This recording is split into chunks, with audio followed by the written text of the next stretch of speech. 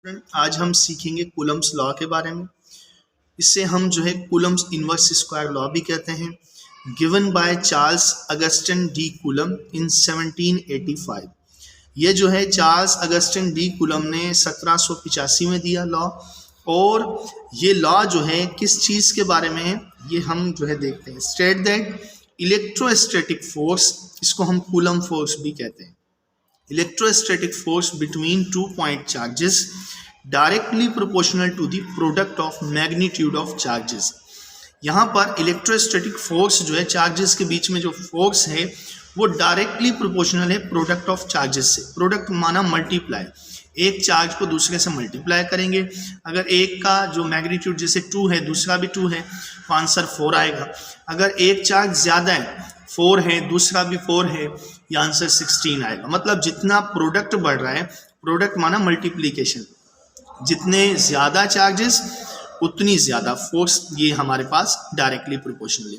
अच्छा, सबसे पहले ये देखते हैं कि पॉइंट चार्जेस क्या है, क्योंकि ये लॉ सिर्फ और सिर्फ पॉइंट चार्जेस के लिए। पॉइंट चार्जेस ऐसे चार्जेस को कहा जाता है जिनके बीच में फासला ज़्यादा हो उनके साइज के हिसाब से।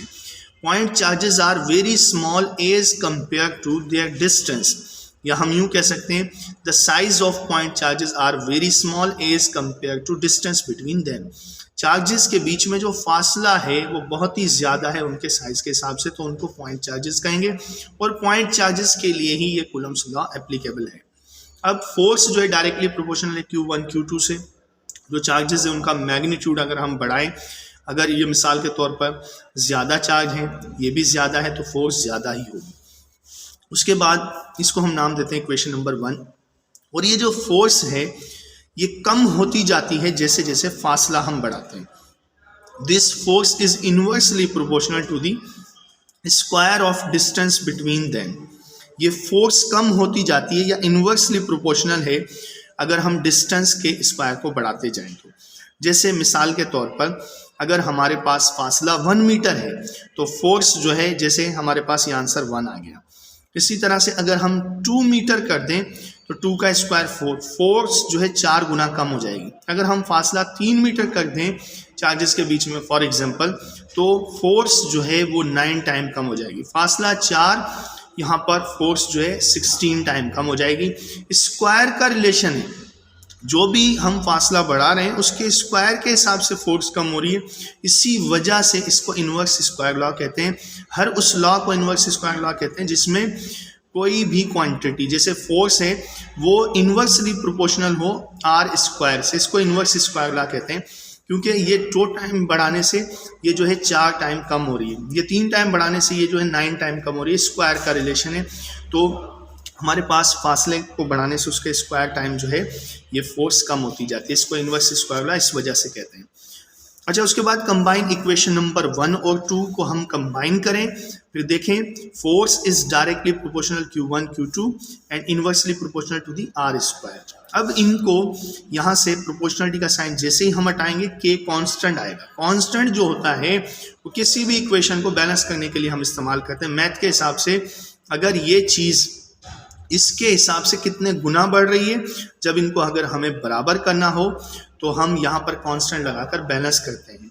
तो ये बैलेंस हो गया। कांस्टेंट जो है इसको कहा जाता है कूलम्स कांस्टेंट, और ये है आपके पास mathematical form of Coulomb's law या इनवर्स स्क्वायर लॉ। अच्छा, उसके बाद K क्या है? K is called Coulomb's constant. K की वैल्यू क्या है? K की वैल्यू हमारे पास जो है डिपेंड करती है मीडियम में। ये K की वैल्यू जो है यूँ समझो फ्री स्पेस के या वैक्यूम के हिसाब से निकाली है।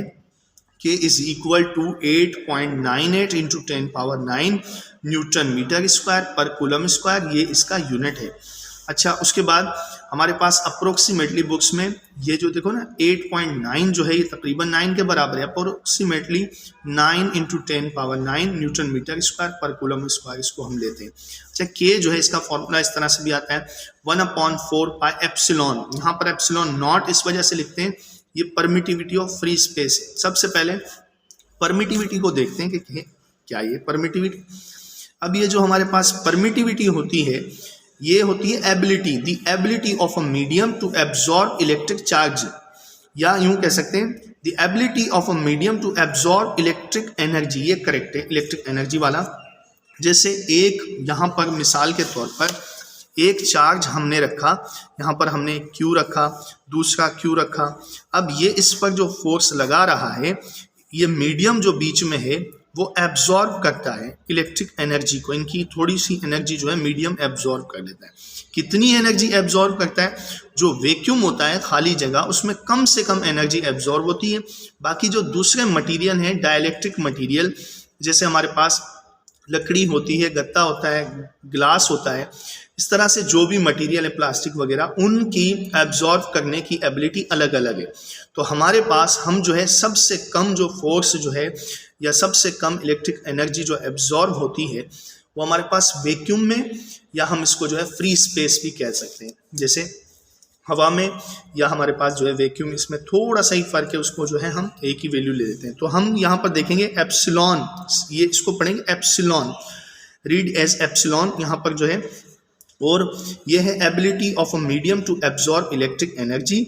यहाँ पर हम जो है एप्सिलॉन नॉट लेते हैं, जो सबसे कम एब्जॉर्प्शन होती है फ्री स्पेस में। इसको पढ़ेंगे एप्सिलॉन नॉट, NaUGHT वाला नॉट, वो NOT वाला नहीं लिखते। ये नॉट का मतलब होता है इनिशियल, शुरुआती, कम से कम। जैसे V नॉट भी लिखते हैं इनिशियल वेलोसिटी के लिए। तो यहाँ पर जो है ना इनिशियल वैल्यू ये है इसकी एप्सिलॉन की।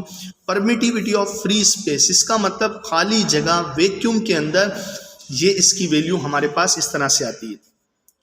ये यहाँ पर लिखा है एयर और वैक्यूम में एप्सिलॉन नॉट की वैल्यू है 8.85 इंटू 10⁻⁻12, और इसका यूनिट जो है कूलम स्क्वायर पर न्यूटन मीटर स्क्वायर, ये उलट है K का।